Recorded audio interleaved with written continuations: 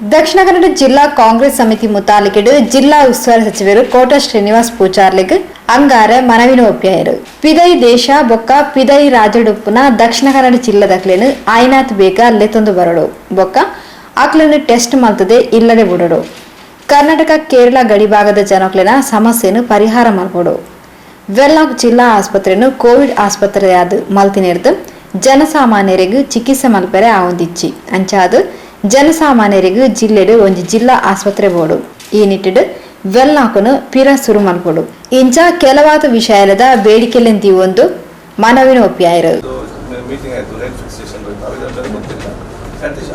ಮತ್ತು ನಮ್ಮ ಅಧಿಕಾರಿಗೆ ಕೇಳಿ ಅವರು ಈ ಒಂದು ಫಾರ್ಮುಲಾ ಮಾಡಬೇಕು. ಉದಾಹರಣೆಗೆ ಈಗೇನಾಗ್ತದೆ, ನಾನೊಂದು ಬಸ್ ಓನರಾದರೆ ಅವರು ಬೇಕಾದ ಸ್ವಲ್ಪ ಕೊಟ್ಟಿದ್ದಾರೆ, ನಾನು ಏನು ಕೊಡಲಿಲ್ಲ ಮುಂದೆ ಆ ಟೈಮಲ್ಲಿ. ಈಗ ಸ್ಟಾರ್ಟ್ ಆಯಿತು, ಈಗ 100 ಬಸ್ ಇದೆ, 30 ಬಸ್ ರನ್ ಆಗ್ತದೆ. ಇವಾಗ ನಿಮಗೆ ಕೆಲಸ ಬೇಕಾ 50% ಮಾತ್ರ ಸ್ಯಾಲರಿ ಅಂತ ಹೇಳುತ್ತೆ.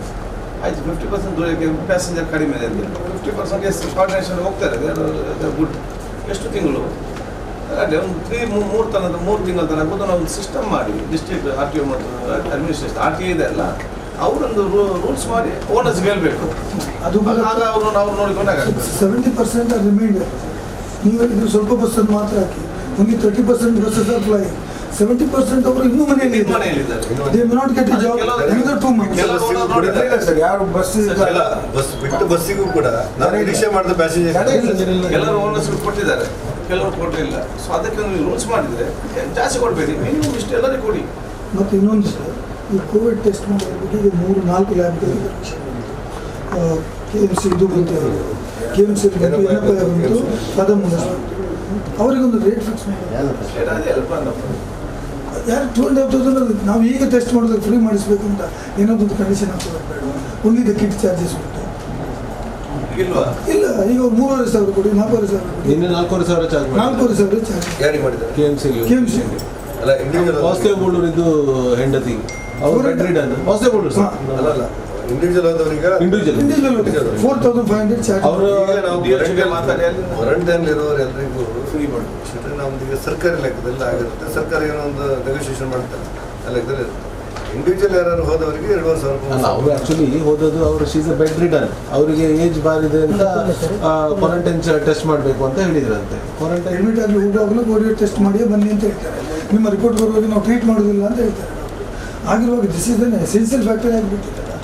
ಆಗಿರುವಾಗ ನಮ್ಮ ಕರೆದು ಅವರನ್ನು 3 ಜನರನ್ನು ಕರೆಸಿ ಮಾತಾಡ್ತಾರೆ. ಗೌರ್ಮೆಂಟ್ ಟೆಸ್ಟ್ ಮಾಡಬೇಕಾದ್ರೆ ನಾವು ಯಾವುದೊಂದು ಹೊಂದಾಣಿಕೆ ಮಾಡ್ಕೊಂಡು ಮಾಡೋದು ಮಾರ್ಗಸೂಚಿ ಇರುತ್ತಲ್ಲ, ಮಾಡ್ಬೋದು. ಪ್ರೈವೇಟ್ ಆಗಿ ಟೆಸ್ಟ್ ಮಾಡುವವರ ಸಂಖ್ಯೆ ತುಂಬ ಕಡಿಮೆ ಇತ್ತು.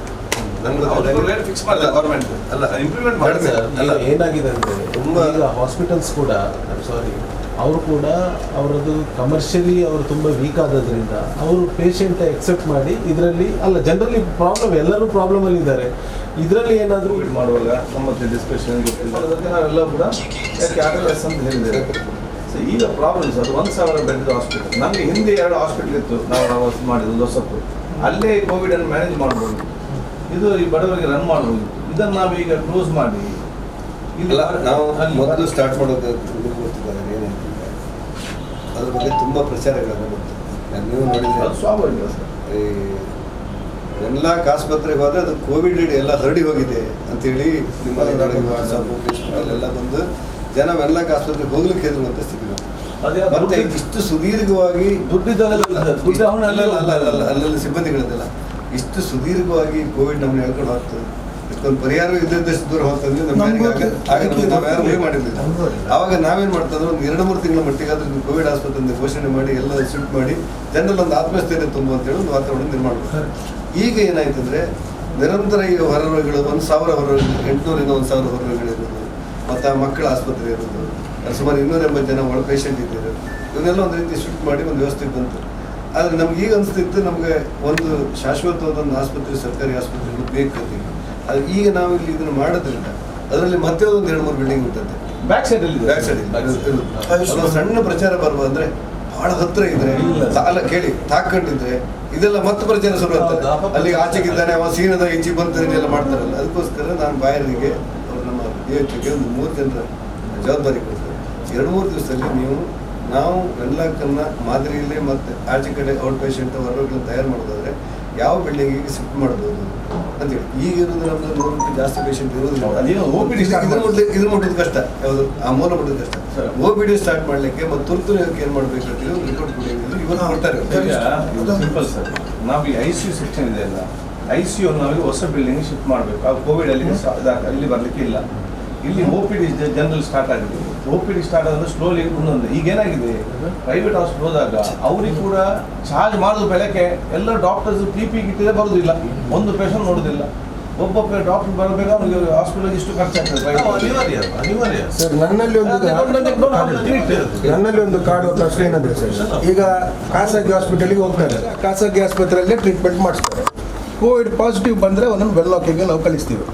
ವೆಲ್ಲಾಕಲ್ಲಿ ಅವನಿಗೆ ಕೊರೋನಾದು ಟ್ರೀಟ್ಮೆಂಟ್ ಆಗ್ತದೆ. ಆ ಸಂದರ್ಭದಲ್ಲಿ ಆ ಪೇಷಂಟಿಗೆ, ಆ ರೋಗಿಗೆ ಏನಾದರೂ ಮಲ್ಟಿಪಲ್ ಕಾಂಪ್ಲಿಕೇಶನ್ಸ್ ಬಂತು, ಏನಾದರೂ ಬ್ರೈನ್ ಹ್ಯಾಮ್ರೇಜ್ ಬಂತು, ಇಲ್ಲಾಂದರೆ ಕಾರ್ಡಿಯಕ್ ಅರೆಸ್ಟ್ ಬಂತು, ಇಲ್ಲಾಂದರೆ ಅರ್ಜೆಂಟ್ ಪೇಸ್ ಮೇಕರ್ ಆಗಬೇಕು. ಆ ಸಮಸ್ಯೆದಲ್ಲಿ ಆ ಪೇಷಂಟಿಗೆ ಇಲ್ಲಿ ನಮ್ಮಲ್ಲಿ ಏನು ವ್ಯವಸ್ಥೆ ಉಂಟು ಸರ್? ಇಲ್ಲ ಸಮಸ್ಯೆ ಉಂಟು ಸರ್. ಅದು ದೊಡ್ಡ, ಯಾಕೆಂದರೆ ಸರ್ ನಾವು ಅದು ಈಗ ಸರ್, ಈಗ ನಾವು ಹಿಂದೆ ಏನಾಗ್ತದೆ ಗೊತ್ತಾಗ್ಲಿಲ್ಲ. ನೀವು ಹೇಳಿದ್ರಲ್ಲ ಒಂದು ತಿಂಗಳಾದ ನಂತರ ಈ ಮಹಾರಾಷ್ಟ್ರದೊಂದು ಈಗ ಅಲ್ಲ ಸರಿ, ಈಗ ನೀವು ಹೇಳಿದ್ರಲ್ಲ ಮಹಾರಾಷ್ಟ್ರದ ಎಲ್ಲ ಅಂಶ ಗಮನ ಇಟ್ಕೊಂಡು ಸರಿ ಸರ್, ವೆನ್ಲಾಕಿನ ಬಡವರಿಗೆ ಚಿಕಿತ್ಸೆ ಕೊಡ್ಲಿಕ್ಕೆ ಈಗೆಲ್ಲ ಪ್ರಸ್ತಾಪನೆ ಮಾಡಿ ಕಳಿಸಿಕೊಡಿ. ಇವತ್ತು ನಾಳೆ ರಿಪೋರ್ಟ್ ಕೊಡ್ತಾರೆ. ಆ ರಿಪೋರ್ಟ್ ಆಧಾರದ ಮೇಲೆ ನಾವೇನಾದ್ರು ತೀರ್ಮಾನ ಇನ್ನೊಂದು 2 ದಿವಸದಲ್ಲಿ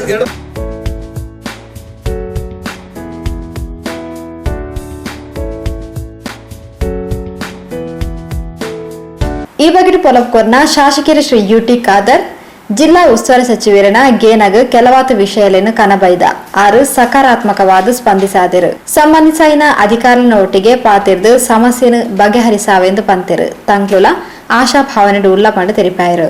ಇದರ ಬಗ್ಗೆ ಅವರು ಕೇಂದ್ರ ಮಂತ್ರಿಗಳಿಗೆ ಮತ್ತು ನಮ್ಮ ಚೀಫ್ ಸೆಕ್ರೆಟರಿ ಮಾತಾಡಿಕೊಂಡು ಸಹಕಾರ ಹೇಳಿದ್ದಾರೆ. ಎರಡನೇ ಪ್ರಮುಖವಾದ ವಿಚಾರ ನಮ್ಮ ಕೈಲಿದ್ದದ್ದು ಕರ್ನಾಟಕ ಮತ್ತು ಕೇರಳ ಗಡು ಪ್ರದೇಶದ ನಮ್ಮ ಈ ಮಂಗಳೂರಿನಲ್ಲಿ ನಾವು ಹಿಂದಿಂದ ಹೇಳ್ತೇವೆ ಗಡಿನಾಡು ಪ್ರದೇಶ ಅಲ್ಲಿರುವಂಥ ಕನ್ನಡಿಗರು ಹಿಂದಿಂದಲೂ ಕೂಡ ಒಂದು ಪರಸ್ಪರವಾದ ಮಂಗಳೂರು ಮತ್ತು ಕೇರಳದ ಗಡಿ ಭಾಗ. 2 ತಿಂಗಳಾಯಿತು. ಆ ಕಡೆ ಈ ಕಡೆ ಬರಲಿಕ್ಕಿಲ್ಲ, ಈ ಕಡೆ ಆ ಕಡೆ ಹೋಗಲಿಕ್ಕಿಲ್ಲ. ಇಲ್ಲಿಯವರು ತುಂಬ ಜನ ಅಲ್ಲಿ ಕೆಲಸದಲ್ಲಿದ್ದಾರೆ, ಅಲ್ಲಿಯವರು ತುಂಬ ಜನ ಇಲ್ಲಿ ಕೆಲಸದಲ್ಲಿದ್ದಾರೆ.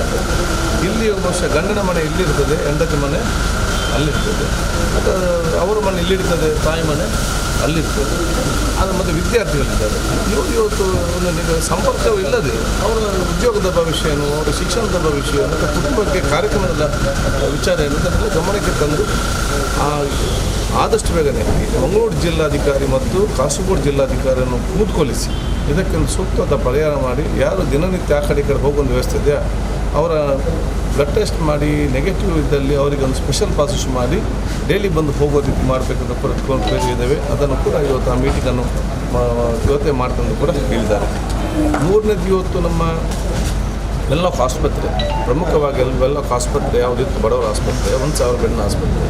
ಅಲ್ಲಿ ಇವತ್ತು ಜಿಲ್ಲೆಯಲ್ಲಿ ಇವತ್ತು ಬಡವರಿಗೆ ಇವತ್ತು ಅದು APL ಇರಲಿ BPL ಇರಲಿ, ಯಾರು ಇವತ್ತು ಕಿಸೆ ದುಡ್ಡೇ ಇಲ್ಲ ಅಂತ ಅಸೌಖ್ಯನಾದರೆ ಅವರಿಗೆ ಒಂದು ಆಸ್ಪತ್ರೆ ಇರೋಂಥ ಪರಿಸ್ಥಿತಿ ನಮ್ಮ ಜಿಲ್ಲೆ ಇದೆ. ಅದಕ್ಕೆ ವೆನ್ಲಾಕ್ ಆಸ್ಪತ್ರೆ ಮತ್ತೆ ರೀಸ್ಟಾರ್ಟ್ ಮಾಡಲಿಕ್ಕೆ ಕ್ರಮವನ್ನು ತಗೊಳ್ಬೇಕು.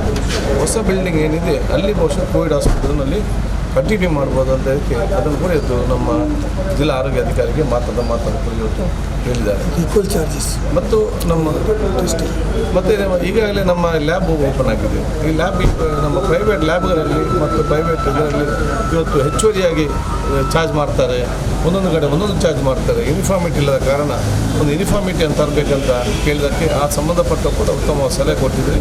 ಇದನ್ನು ಕೂಡ ನಾನು ಡೈರೆಕ್ಟರ್ ಆಫ್ ಹೆಲ್ತ್ಗೆ ಮಾತಾಡಿಕೊಂಡು ಒಂದೇ ರೀತಿಯ ಎಲ್ಲ ಪ್ರೈವೇಟ್ ಲ್ಯಾಬಲ್ಲಿ ಒಂದೇ ರೀತಿಯ ಒಂದು ಕೋವಿಡ್ ಟೆಸ್ಟಿಗೆ ರೇಟನ್ನು ಫಿಕ್ಸ್ ಮಾಡಲಿಕ್ಕೆ ಸೂಚನೆ ಕೊಡ್ತಾನು ಕೂಡ ಹೇಳಿದ್ದಾರೆ.